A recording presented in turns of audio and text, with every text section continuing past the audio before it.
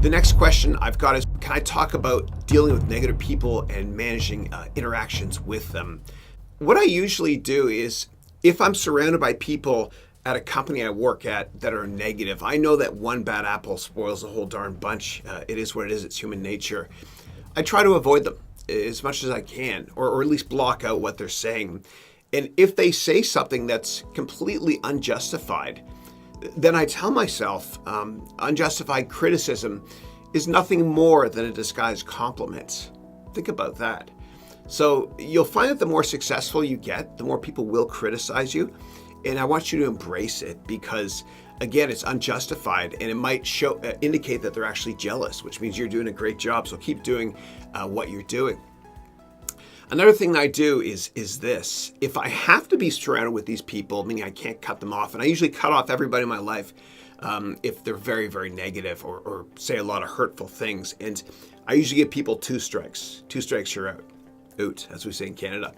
But what I also do is I don't get pulled into these arguments with them.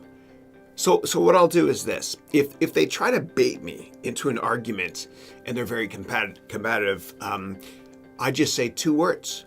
2 words. I say, I understand. And I'm not being condescending or disingenuous. Well, maybe a little bit disingenuous, a little bit. But by saying I understand, you're not saying I agree or I disagree. But just watch someone's reaction when you say I understand. Okay, what happens, they'll be like, oh, and they'll stop trying to push you. And I've been in arguments with a lot of lawyers that I've worked with in the past. I'm not a lawyer, never will be, please. And I find that they try to bait you a lot. Not all lawyers, there are good lawyers too. Like if you're a civil rights lawyer, I love you. Otherwise, just kidding, sort of, I don't know. But if they try to bait you, lawyers especially, or people that are like lawyers like to argue, just say those 2 words. I understand. I understand. And sometimes it's so frustrating working with people that are so negative.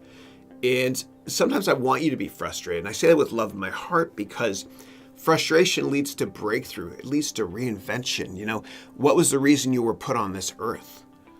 You know, Mark Twain had those great quote. He said, the 2 most important days in your life are number 1, the day you're born, and number 2, the day you find out why. And the reason that you're alive or working is not to be around negative people. Okay, and so if you're frustrated at work, I think that's a good thing because it'll push you. That's my Heisman there, Heisman.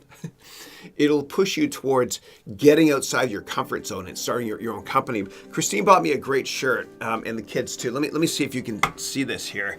I'm gonna back up. I got this autofocus lens too. See if it works back here. There we go. See if I can do it right here. Oh, this will be cool with the background too. See, it says, the best view comes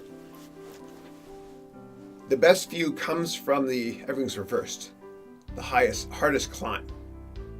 So that's a great, we'll use that cover image this week.